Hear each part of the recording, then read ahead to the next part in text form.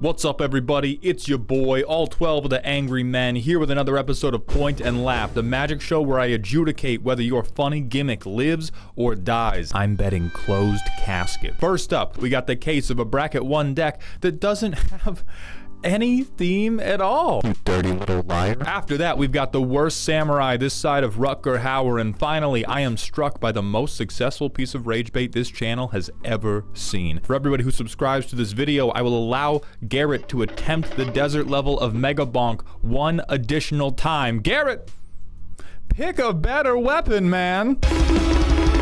Is your current career as dead-end as your mana curve?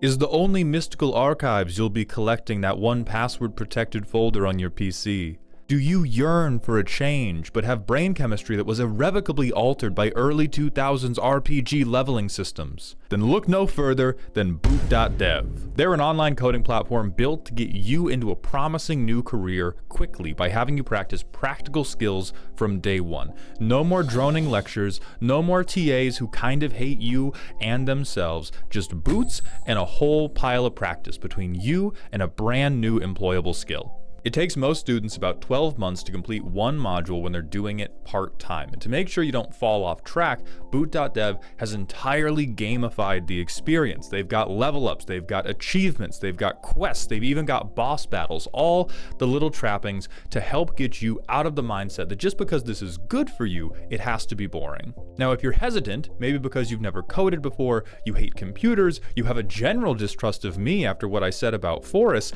Boot.dev is not only willing to give you a 30-day no questions asked refund guarantee, they will also let you access all of the content on their site completely for free in read-only. So what that means is if you don't need the gamified experience, you don't care about having a bear assistant, you don't want access to a near endless font of practice problems, you can still get your hands on all of the coding course content and read all of it totally for free. That's how confident they are in the value they add. So head to boot.dev and use code MALDHOUND to get 25% off your first year today. Thank you very much to boot.dev for sponsoring this video. Let's get back to it. Babadook, you're first. This is a silly deck. I don't know, the deck doesn't really have a theme of any kind. In my defense, I was unconscious when this entity birthed itself into existence. Okay, so our commander is Aang.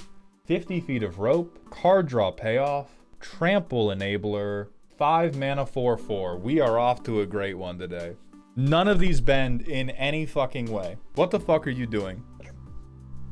Hey, 5 colors. 50 feet of rope, by the way.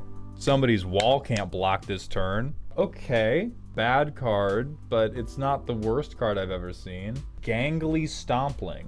I play a 4 mana 4/4. Okay, I know what's going on here. Babadook, you piece of shit. Everybody fucking clap. They're so clever. He made a foot deck. You piece of shit. No theme whatsoever. Uh-huh. You absolute goddamn child. So it seems like either a foot is out or the name has to reference a foot. There it is. Oko's in on a technicality. This is truly awful. The entire theme of this deck, the bracket 1 deck with no theme whatsoever, every fucking card has its grippers out. That's the best bracket 1 deck I've ever seen. No notes. You dropped his crown and then you tried to grab it with your toes, which was really fucking weird, but it's part of the bit, so I get it. This is what every bracket 1 deck should aspire to be. Way too many people, despite getting instructions from WotC that were like, oh yeah, it should be about people looking left. Way too many people are like, my bracket 1 deck is all about banding, which is a whole ass fucking mechanic. This is the level of stupidity that we require. How long does it take us to play Magic? Okay, we have the same 5 mana 4/4. Holy shit, my man found Genera's Gift with the foot out. Oh, we have Endless Foot Assault. Everybody give it up. Turn 3, all command towers. What the fuck is... Great card. Somebody said elephants don't have feet. That's terrible artwork. Do you think this is a hand? Do you think this is elephant dick? Do you think this is NSFW? Quishes. Mauled really impressed with the Scryfall tag barefoot, the deck. Some of you do not understand what I am put through when people show me a bracket 1 deck. If they had told me that this was like a bracket 2 commander deck, you are roasting in the fires of hell forever. Oh my god, Mauled, how do I make this a bracket 3 deck? You don't. Get the fuck out of my office. And by the way, here's what actually impressed me. If you have a freaky ass theme, like you can see toes in every artwork in my commander deck, part of the bit has to be you not telling people. Stop being that weird on main. The only funny way to do the feet deck is the way Babadook has done it, where they sat it down and said, oh, there's not really a theme. It's just bracket 1 because it's really bad. And then you wait and you see who notices it, and then you call them a freak, and then you have claimed the moral high ground. That's how you have to do it. You think my deck is about feet, you fucking weirdo?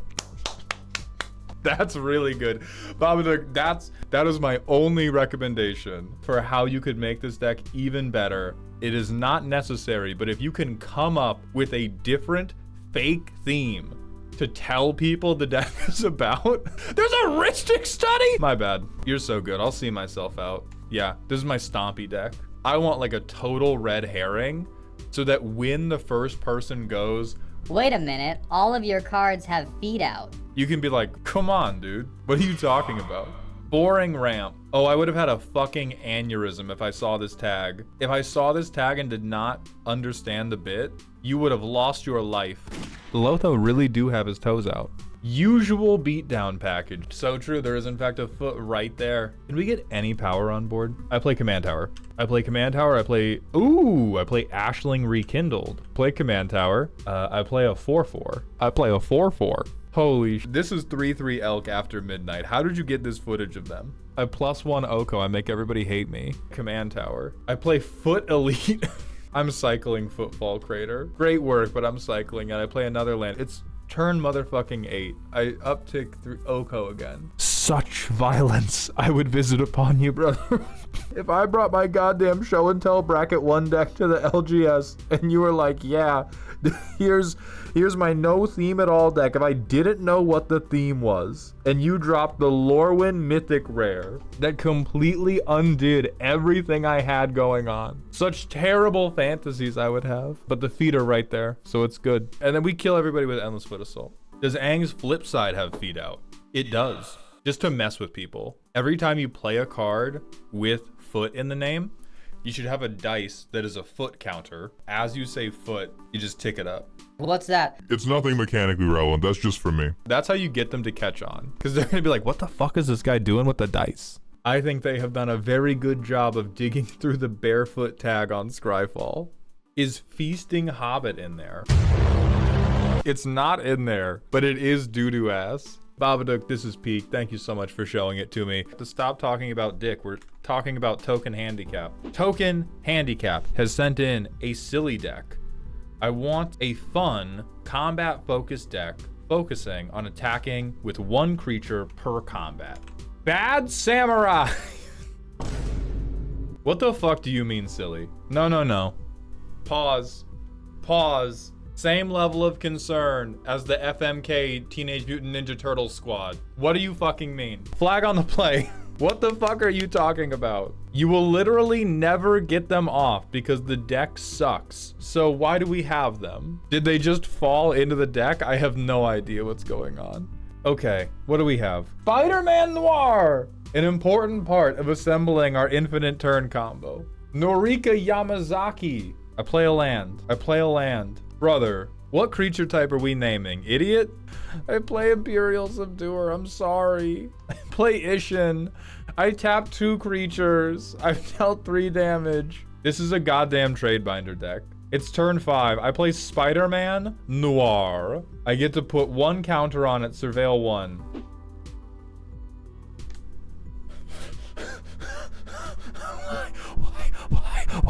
Why? There's no need. I am being dealt mental fucking damage. I was at first like, oh my god, it's a deck of only like borderless art cool creatures, and then it's just fucking bog standard extra turn spell. No looking back, no regrets. I built a bracket 2 deck, but my pod plays bracket 3, so I had to do something. Let the record be shown, I've played it 5 times every time to end my game turn 3. Why? No, Maultown! You don't get it, Maultown! The infinite extra turn combo is reasonable because anytime I see part of it, I kill myself! You may need deeper help than I can provide. Why is it in there? If you're like, no, anytime I see it, I fall upon my sword. Why do we have the sword? We could have cooler cards. I played the clean worst land I have seen in my life. Yeah. Windmill Slam Warrior's Oath. This is up to another counter. Unquenchable Fury. Swing, I get a counter, I surveil 3. All of you can go away because I'm dying next turn if I don't do anything. All that glitters is kind of something. I do it 4 times. This is the turn where I die and I'm killed. I have a 7/6 that has to attack alone. They become a 9/8. They get up to 11, I explode. Amazing. This deck was given the joke title of Bad Samurai by my LGS because it's bad. It's bracket 4 because of the 3 infinite turn combos, but you will literally never get them out. The most fun thing about this deck is using Ishin with any Samurai plus Spider Noir, so you can surveil your entire deck in like 2 turns and recur every enchantment with Noriko and creature with Alesha, Throne, and Chronicle or Declaring Humans. So, my question would be, why have we made it bad? Do we not know how to make it good? Because I can get behind, we want a lower power Ishin deck. Spider Noir's cool. I want stuff to attack alone. Is it horribly, awfully, terribly bad? I want it to be attack alone effects, but I can't make it good. Okay, we have an assignment. Let's go into the lab, try to make it good. Ishin is a really bad commander for this. I just want to say that. I'm not convinced there are better commanders for specifically what we want to do. Okay, I'm going to begin enforcing we are not using tribal anymore. We're using kindred, we're using typal. If you have difficulty updating your language, that is okay. I will ban you and vine boom you to help you learn. You will be unbanned immediately. You're not going to be banned forever just because you use a word that you've been used to using for 20 fucking years. What's the difference, or is it updated terminology? It's updated terminology because to the best of my knowledge, actual factual tribes of indigenous people in America that played Magic were like, hey, can we not? And as a reasonable person, I'm gonna not. All right, what is wrong, first of all? So we have dog shit samurai. Ooh, what about good samurai? What if we could give the guys who attack alone something to do? The blue ruins it. Why? Are you that allergic to good cards? Most of the samurai I like are red and white. At some point, you are going to have to make pretty hard decisions about which of the cards you like that don't get to be played. A very big problem you are going to be putting yourself into, you want to attack alone, and you have 23, presumably all of these. Samurai, I swear, okay, dog. You presumably have all of these creatures that have good attack benefits. What you are trying to avoid is a situation where it would be better to swing all of them, and instead you swing one of them. So you need less creatures and you need better things to protect them with. So let's go straight into surgery for this one. We could Voltron Ishin. I would want Voltroning Ishin to be like, in case of emergency, glass is broken, the plan has all come to ruin. So let's go by, if the attack alone effect is not very good, you're going to die for now. I'm going to move these all into the sideboard so we can move them back. 1 or more attack, untap all modified creatures you control after this combat phase. There's an additional combat phase. Not very good because we don't want to swing many of them. Alesha's pretty good. Anim Pakal's pretty good. Aron is okay. Cloud is okay. These are both guys who would have to be the ones swinging. So anything where the effect is like, I have to be the one swinging, we want to have only like 7 to 10 of those. We don't want very many, because if we ever get multiple on the field at once, we get fucked. Godo, Bandit, Warlord. Don't do this Godo unless you want to go infinite. That is just good combo. Okay, can cast stuff from graveyard. That sucks. Fuck Benevolent Blessing. We want Noriko Yamazaki. Rusona's pretty weak, but she's one of our very cool and bitching samurai.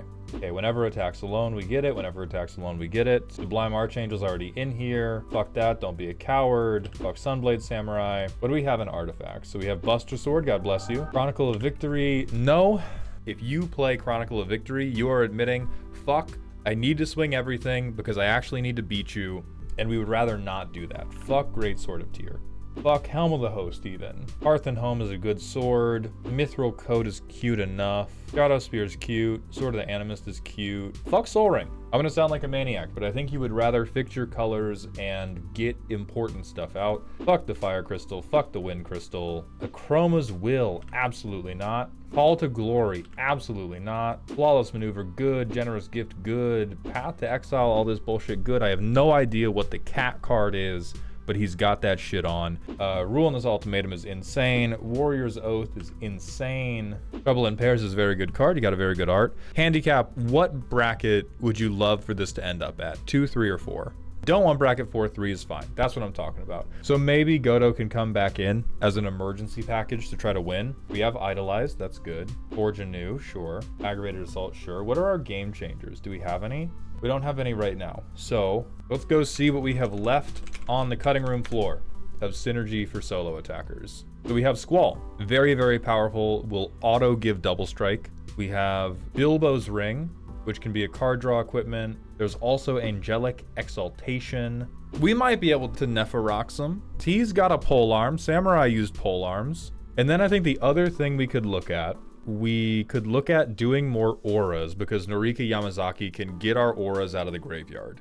The other thing you're gonna want, which is just like pure heat, it is the Triforce of not getting your commander removed. Mother of Runes, Giver of Runes, and it is Skrelv. The Mother, the Sister, and the Holy Ant. These 3 things are like, hey, your targeted removal? No, it didn't. I am now unblockable. So we get these 3 protection pieces, and then can we get a tutor package for Norika Yamazaki? I would put Recruiter of the Guard in as well. Then we have a way to find Norika Yamazaki. I would also consider tutors like Lively Dirge, because most of these things are very low mana value, and it can also just be a recursion piece. I don't really want to be recommending Diabolic Tutor, so let's look at good auras. I like that we have all that glitters. I would love to do a little bit more of that. I think Ethereal Armor, Mantle of the Ancients, we're probably sleeping on. Sheltered by Ghosts is phenomenally good. +1/+0, Lifelink, Ward 2.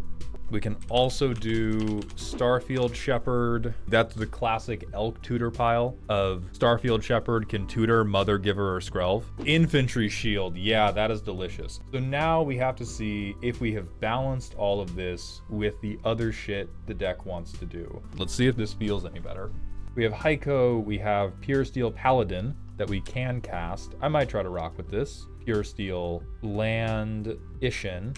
Land Mjolnir doesn't attach to Pure Steel, but we draw a card because of Pure Steel, so it attaches to Ishin. We swing him, we tap 2 creatures, put 2 stun counters out, and deal damage equal to tap creatures to an opponent. Play a land, we can Authority, so now he's unblockable. Go to combat, double tap down somebody else, Knight's Whisper, draw 2. Now we have Selfless Samurai. We are really not working through this deck quickly enough. Selfless Samurai, he now has Lifelink. Mantle of Ancients doesn't do anything. We're being annoying with people's creatures. The main problem I have is the speed of getting cards or going through cards. So I think then we need to value things that will draw you cards more than other things. So a couple classics for that is the Bobs of the world. There is Dark Confidant, there is Keen Duelist. Both of these we can drop into the deck at a low mana value, and I'm just gonna cut something that doesn't give us card advantage. And then also Caustic Bronco. Brina is a politics piece, but you can use this to draw cards, and you can also use it to build up the guy that you want to swing with. Let's see who we cut for this. We probably go down on Sigil of Valor. Then I'm going to cut a land because I'm a greedy boy. Okay, we get Alesha and we get Brina. Oh my god, oh, it's happening. Okay, land pass, land, Bob. This in, play Alesha. All right, Ishin, 4/4, first strike, fuck yeah. Next turn, we lose 6 life, holy shit. But we get the Buster Sword. And look at how many cards we have. We play Squall, swing, put 2 counters on. This is a 6/6 with double strike. That's what I'm talking about. Upkeep, we finally don't lose any life. We get land. I like this run out so far because we have Alesha who's very good. But if you shoot Ishin, guess what? I recur Ishin with Alesha. If you shoot Alesha, I still have Squall, who can get Alesha back. You shoot Dark Confidant, thank you. I want to be at a higher life total than this. And then we have all this fun shit in our hand we can play out where we can like, okay, I want to cheat stuff out. I get the Buster Sword. Okay, I want to protect them. I have Mithril Coat. Gilgamesh still strikes me as a little bit greedy. Definitely want to put Glasswing Grace in. I'm going to put down the Genji Glove for a moment. Land, Fighter Class, Warp Starfield Shepherd to get Mom. Mother of Runes, Fighter Class, Buster Sword, because I'm a child. Ishin, turn 5, Buster Sword on Ishin, swing him. If he connects, Sword of the Animist. Animist on attack.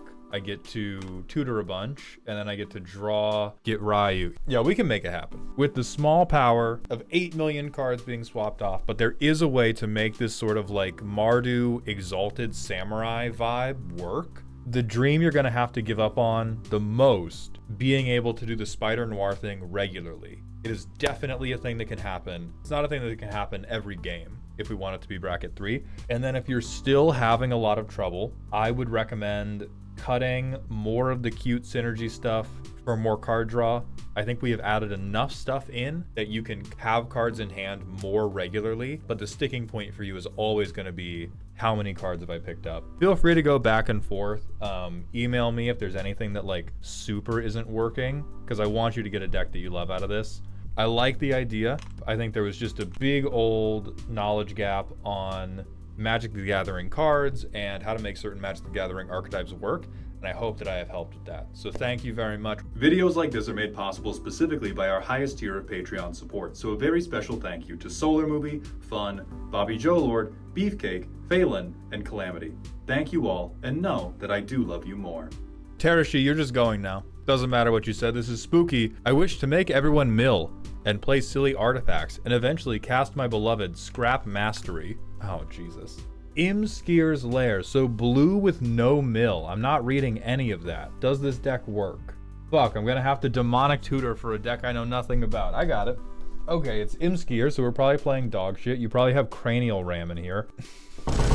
Dog. What the fuck are you talking about, Basilisk Collar? All right, I demonic tutor. What do we got in here? I knew it! I fucking knew it. You fucking child. Oh, I want to make everybody mill. Of course you do.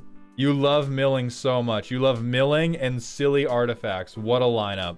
So we have Cranial Ram in our hand now. Beautiful. We have Noxious Gearhulk, Cranial Ram, Basilisk Collar, and Worm Coil Engine. So I Cranial Ram. I have a 1/1. These people are about to get fucketed on. I also play Basilisk Collar. I have a 2/1. Inspiring Statuary, that's what I'm talking about. I have a 3/1, by the way, on turn 5. It's all happening here. Imskir. Draw X. Lose X. Half rounded down. I draw 1.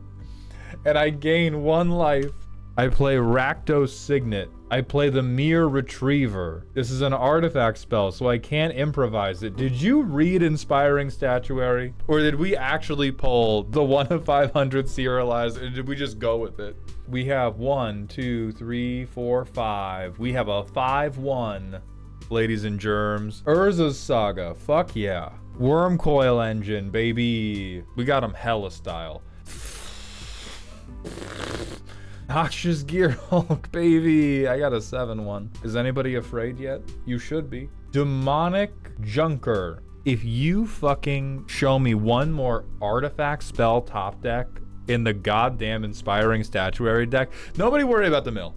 The mill is a delusion. I don't know what the fuck is happening with the mill, but it's happening a few towns over. It's not happening in this room. Imskir's ability doesn't matter to me. He's just the right colors and vibe. So we maybe should consider picking a commander whose ability matters when we're playing commander. Hot take, but vibes are important. So it's turn 10. We have a pretty middling board. We have not milled anything. We have played a lot of artifacts, but we are like, our taste in artifacts seems to range from like beloved underrated cards to just like stone cold good stuff. So let's go to the list and see what's going on here.